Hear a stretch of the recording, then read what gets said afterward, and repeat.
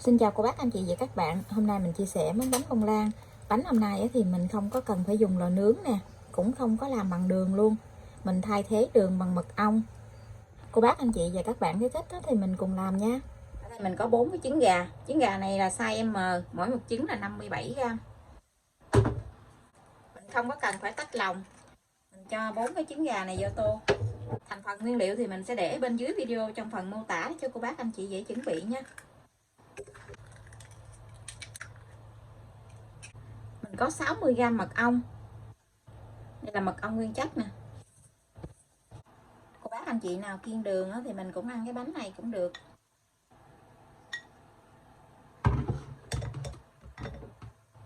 Sẽ đánh bông cái trứng này lên, mình đánh ở tốc độ cao nha.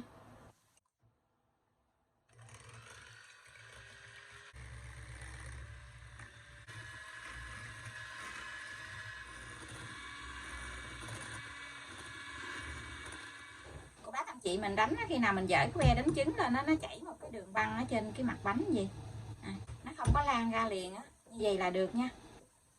Trước tiên thì mình sẽ gây 15g bột bắp vô.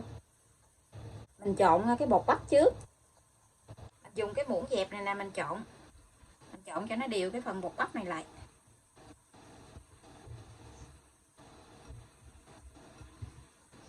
Cô bác anh chị mình trộn một chiều thôi. Tiếp theo thì mình sẽ gây 70g bột mì đa dụng. Bột này thì mình chia ra làm 3 lần để mình trộn nha. Mình trộn từ từ như vậy nè nó mới đều bột được.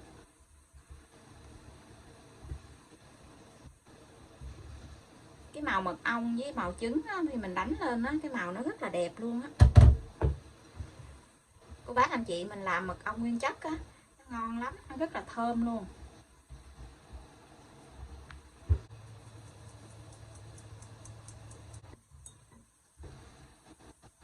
Mình gây ra 3 lần gì nè mình trộn nó mới đều được. Cô bác anh chị mình gây một lần vô mình trộn là nó không có đều. Mình trộn thì mình cứ trộn mình hất từ bên dưới lên vậy nè. Mình trộn một chiều thôi.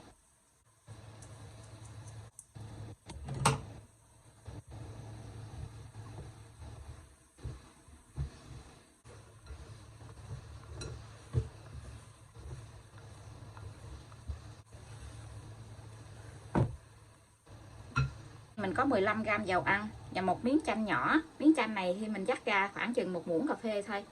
Mình dắt một miếng chanh vô trong dầu ăn vậy. Rồi mình lấy một tí xíu bột để mình trộn. Mình trộn bột trước gì nè nó mới đều ra. Khi mình cho dầu ăn vô trong trứng nó không có bị lóng xuống dưới đáy tô. 15g dầu ăn thôi nha. Mình không có để dầu ăn nhiều.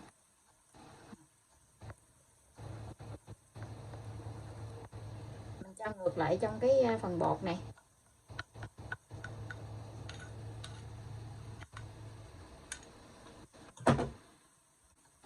Rồi mình trộn lại một lần nữa cho nó đều. Mình trộn xong rồi thì mình sẽ cho vào trong khuôn để mình hấp luôn.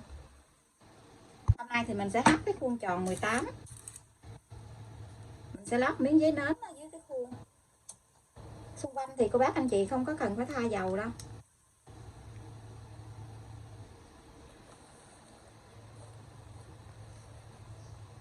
Cho hết cái bột này vô. Công thức này 4 trứng cho nên nó làm mình làm cái khuôn này cho nó bự tí xíu. Nhưng mà nó nở lên cũng thấp tại vì cái khuôn này khuôn bự á.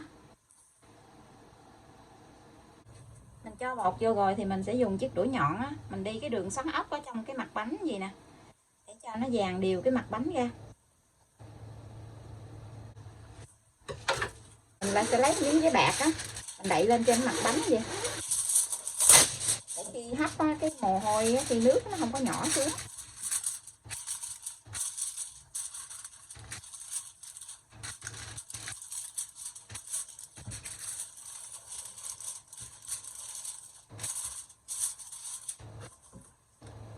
Ở bên đây thì mình bắt một cái nồi nước nó thật là sôi rồi. Khi nước nó sôi mình sẽ cho cái khuôn vô để mình hấp nha. Mình sẽ cho cái khuôn vô. Mình đậy cho kín cái mặt khuôn lại. Để khi mình nấu cái mồ hôi cái nước nó không có bị nhỏ xuống với cái mặt bánh. sẽ đậy nắp lại. Bánh này thì mình sẽ hấp 30 phút nha. Mình mở lửa trung bình. Trong cái thời gian mình hấp gì á, cô bác anh chị đừng có dỡ nắp ra, là mình cũng đừng có tăng lửa hay là hạ lửa nữa.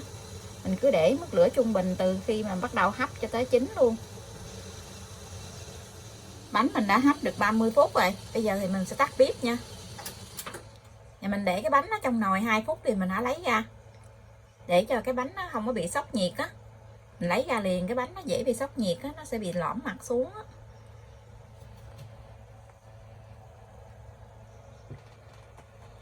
Mình lấy cái khuôn bánh ra. Để coi cái mặt bánh của mình như thế nào nha.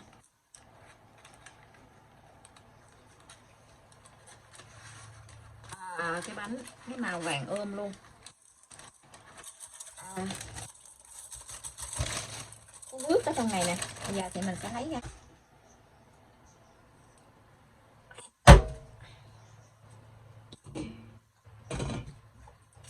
Mình lấy cái bánh ra rồi thì mình sẽ lật úp cái khuôn xuống. Mình lật cho nó nguội tí xíu thì mình hãy lấy ra nha. Bánh mình nó đã nguội rồi, mình sẽ lấy bánh ra. Mình dùng cái cây dao á, mình tách vòng vòng cái khuôn vậy nè, để dễ lấy ra hơn. Rồi cái bánh nó cực kỳ ngon luôn á, nó rất là xốp luôn nè.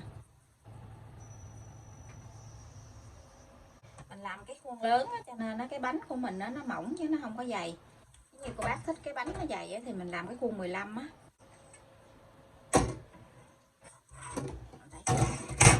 Để xuống cái khuôn cái dĩa này luôn. Wow.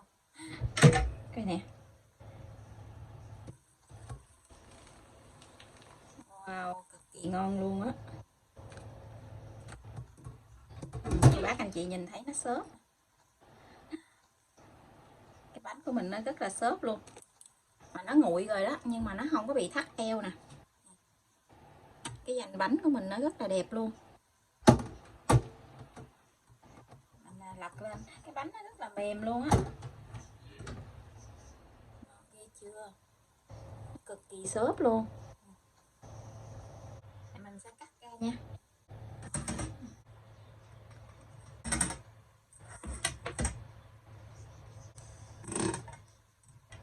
Cái bánh nó xốp nè. Cô bác anh chị nào cử đường á, thì mình làm bánh này nè, làm mật ong á, cho nên cái bánh nó rất là thơm luôn. Cô bác anh chị và các bạn thấy thích á, thì mình cùng làm nha. Bây giờ thì mình xin chào tạm biệt, hẹn cô bác anh chị và các bạn lại video tiếp theo. Cảm ơn cô bác anh chị và các bạn đã xem video của mình. Xin chào và hẹn gặp lại video kỳ tới.